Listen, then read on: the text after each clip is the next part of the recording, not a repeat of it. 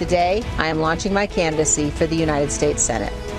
I'm running because I believe it is necessary for a new generation of leaders to step up to the plate. She said that if I ran, she wouldn't, and she announced 30 minutes after I more specifically stated my intention. I think Senator Enzi may be confused. Liz Cheney sparking a little family fight in Wyoming. Let's talk about that on our roundtable, joined again by John Karl, along with Cokie Roberts, Matthew Dowd, Dana Perino from The Five on Fox News, Van Jones from CNN's Crossfire. And I do want to get to Liz Cheney, but let's begin, John, with Ted Cruz and the rush to Iowa this weekend. Rand Paul there as well. You know, we saw the interview, and listen, whether they say yes or no now, we know they're laying a groundwork. Absolutely. What kind of impression did they make? Well, look, those two are going for basically the exact same constituency. And they're friends, they're allies. I mean, in many ways, Rand Paul made Ted Cruz the first the non-squish. The non-squish party. But, George, the last time around, you had a lot of Republican candidates, not many of them that were particularly electable. This time around, it's going to be a very crowded field, and you have a much less predictable situation. Let's face it, we knew basically that Mitt Romney was the front runner almost for the entire primary process this time.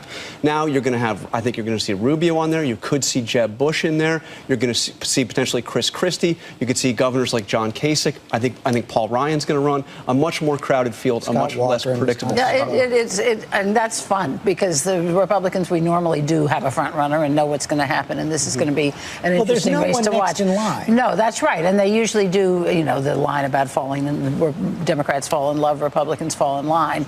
But I think it's interesting that Ted Cruz seems to have just written off the Hispanic vote. He's decided that he's going to oppose immigration, and there it goes. But he's clearly worried about the women's vote, and he's now he and Rand Paul have joined with Senator Gillibrand on the sexual assault in the military bill, and that is a funny place for him to be because it's basically saying take away the chain of command. In opposition to most of the Republican leadership and most of the other conservatives. And older Democrats as well. This is generational to some degree, but it's also a place where he's clearly going after the women's vote. You're from Texas. You also worked with the senator on the Bush campaign. Yeah, in the first campaign in '99 and 2000. Ted Cruz is a very smart guy, a very ambitious guy. I thought it was so telling, John, in your piece, one of the most telling things that I learned about Ted Cruz in that work and what came out across in your piece is when he's looking at a painting of himself before the Supreme Court, and he says, I look at this painting of myself before the Supreme Court and I'm humbled by it. It's a very telling sign. I think maybe running for president. Yeah. I think the thing Ted Cruz has to be careful of as I listened to that interview is two things. First, obviously, Barack Obama running for president, basically having not served in the U.S. Senate for 3 years or whatever that exo was. He set a standard that actually, ironically, Republicans totally criticized. How can he run? How can he run? He's not experienced enough and all that. He's got to be careful about being in too much of a hurry. Yeah. Sometimes being in a hurry gets you a place faster, but sometimes being in a hurry gets you in an accident. The other thing, George, I think, is he mentioned like Republicans win when they're run as conservatives. Actually, if you think about when people win for president, what they can be a certain ideology. They could be more liberal, like Barack Obama, or more conservative like George Bush or Ronald Reagan, but they always know how to speak to the middle. And I have not seen any evidence that Ted Cruz really knows how to speak to the middle of the country. You have to be able to speak to the middle of the country in order to get elected. Dana, you're nodding your head. I think that's probably, it's not probably. It is excellent advice. I think that Ted Cruz is an excellent national politician. He's also a very good retail politician, so that's good. Going to Iowa keeps his name in the paper and also keeps him with having a national profile for some big pieces of legislation that are coming down the pike. One of the questions I will be looking to see answered is on the fundraising piece. Can he turn that kind of national attention into something where you start to raise a lot of money? Because by next February, even though it feels very early to us to talk about 2016, if you have to raise about $1 billion to run for president in 2016, you're going to have to start pretty early and you have to start banking that money right away. Well, Texas is good for that, though. I mean, being from Texas helps. Yeah, that is. And I'll say that I think that what he was trying to say was the reason he has that painting up there is that he knows that you can give it your all, but you can still lose 9-0 in the Supreme Court. And that is on point. I think he was trying to say something more. You know, on the Republican side, wide open, so many people going in there. Do you think the prospect of Hillary Clinton with Joe Biden right behind her squashes all wannabes on the Democratic side? It probably does, but I think it's much more interesting to watch the Republicans because I love it because partly, their congressional strategy, which is sort of gerrymander the country so they have all these quote-unquote safe seats, means in the House. And so do the Democrats. Yeah. But they have districts that really don't look like them. But the problem is they have districts that don't look like America at all, which means that for their congressional rhetoric and their congressional strategy being so hard on immigration, where it's not really where the middle of the country is anymore, I think their congressional strategy is making it hard for them to run for the president. And Marco Rubio, as long as you keep showing Ted Cruz, every Democrat is happy. Because Marco Rubio is the one we're most afraid of, and he's just been given a sharp elbow by Ted Cruz and by his fellow Republicans. Interesting, George, interesting. We have this conversation so many times in advance of these presidential campaigns. For Democrats. And we say Republicans are this and this. In the end, Republicans want to win. Republicans want to win the presidency back. And most of the time, they nominate a conservative, but a conservative who can speak broadly and deeply to the values of the country. And Ted Cruz cannot do that. I'll tell you what, if you listen to Ted Cruz, you do not hear somebody. If you're a moderate, if you're a liberal, you hear a strident ideologue, and I don't think that's going to work. Speaking of Democrats, though, Amy Klobuchar was also in Iowa, wasn't she? Yeah, and I would look for her. And I think Senator from Minnesota. And I think you're going to see a lot of these Democrats start to build an organization, and then make that final decision on running, depending on who. But meanwhile, back on the Republican side, you are seeing something interesting now happen in the Senate on a number of issues. Even though you have this polarization that you talked about, Van, in the last week we've seen bipartisan coalitions come together to figure out a way to get more of the president's appointments through. See this bipartisan coalition on immigration, on student loans. Interesting, led by McCain and Schumer in most cases. I mean, Chuck Schumer has turned out to be the bipartisan guy. On the Democratic side, but a lot of Republicans, Dana,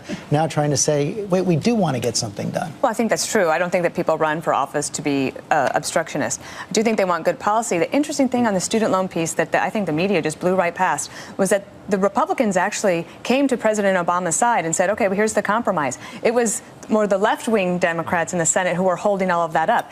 Showed that President Obama still has some sway with them because he had a meeting with them on Tuesday night down at the White House and told the Senate Democrats, get this together and get this behind us. Guess what they did the next day? They got it done. But I think that was telling. True. It was more Democrats than Republicans. They're in a position to retake the Senate. The Republicans are a very good position, but they can't run on nothing as incumbent Republicans. And the country is so mad at the Congress right now, and they're madder at Republicans than Democrats, according to the polls. They really do have to have something that they which can, I disagree on part of it. on. I think both sides are complicit in drawing districts. Democrats want to draw districts that they're safe in. Republicans want to draw districts and they're safe in, whether it's in California or Texas. They're both complicit in this, and I don't think it's good for the democracy of the country. The Senate is still different. The Senate, you get elected statewide, you have to appeal to a broader constituency in most places. And I think Cokie's right.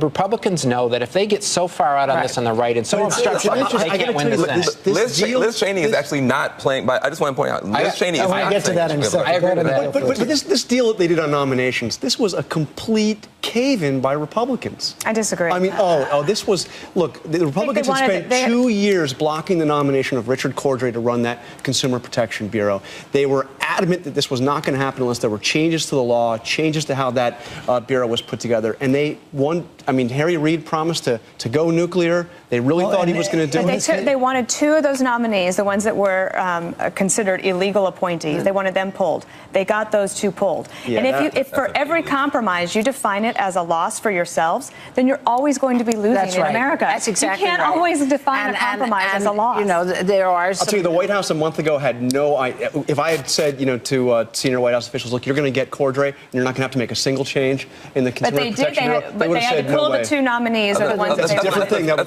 That's a fig leaf. I do think it's sad, though, that we have this incredible backlog of judicial appointments. That is not moving at all. And you have same was true during the Bush administration. But this is actually worse. Statistically, it's actually worse. No, we can argue about it, but I think it's bad for the country. I actually want to talk about Liz Cheney because this whole view that obstructionism is something that we're beginning to move past. She actually has said that she thinks it's the height of patriotism to actually obstruct. But again, you see a similar dynamic here. You see a lot of the Republican establishment in Washington and in the state of Wyoming rising up against her. Yes. Well, some of that is to support Enzi, Senator Enzi. You know, they feel like it was an insult to him, and he's somebody they know and like, and so there's that. But also the people in Wyoming apparently don't like it very much either if you look at the polling data. But here's what's interesting to me. I've watched Liz Cheney. I don't think that she's big on potholes in Wyoming. I don't think this is about the people of Wyoming. I don't think she's about the Republican Party that much because she's going to get a net zero increase in Republicans if she wins. I think she's running for president. I think that this is about the Cheney brand. I think she's running for president in 2020, and I hope the people in Wyoming have enough sense to know when they're being used. Well, Karl, you know the Cheney family. Yeah. Well, you were actually out there in Wyoming. Yeah, I actually went to a rodeo with Liz Cheney when I was out there to interview her father. And look, I'd say don't underestimate this. This is a really tough race, George. Yeah. I mean, Enzi is not the kind of guy who she can run against and say, look, he's lost touch with Wyoming. I mean, Enzi never went to Washington. This is going to be a really tough race, and she made it very clear her father is not going to be out on the campaign trail with her. She wants to prove she can win this on her own, and that's going to be tough. And Senator Enzi is not Senator Lugar. Senator Enzi is the ninth most ideological conservative senator in the Senate. So it's like how she's going to run from the right on that. And she's making allusions to sort of he's too old or he's been there too long or he compromises too much. He doesn't compromise that much at all. I think the difference... It's about the Cheney brand. The difference in Wyoming is people in Wyoming, I've been there a lot. I know Liz. I think she's very talented, very smart, very bright. I wouldn't put it past her. But people in Wyoming, there is a sense of politeness and decorum and that in states... She jumped the line. And she jumped the line. Can I give you an anecdote, having grown up there? Yeah. So I talked to... my Aunt Patty Sue runs Memory Lanes Bowling Alley in Rollins, Wyoming. I have other family there that are building businesses and trying to make a living that way.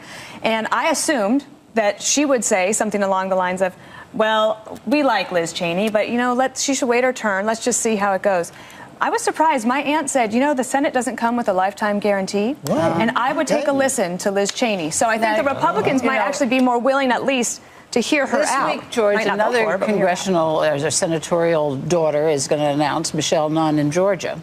And she is a very different kind of a breed there because she's been in Atlanta for years and years and years working with the people of Georgia on all kinds of issues. In Georgia. You know, so it's a different approach to coming into public service. We're just about out of time. We have less than a minute left, but didn't want to leave without remembering Helen Thomas. Dean of the White House Press Corps for so long. Started with President Kennedy, 10 presidents. She was in the first row asking very tough questions. Dana Perino, I know you were in the same position I was. I remember my first White House briefing. She would not let me go. She would not let me off the hook. I admired her tenacity and her passion, and she really did bring that commitment to work every day. Yeah, when you would call on her in the front row, she's the only reporter that ever earned her own name on a seat in the briefing room, and you call her like, Helen, there was something was going to come up that you were either going to be angry about or frustrated with. I only lost my temper with her once.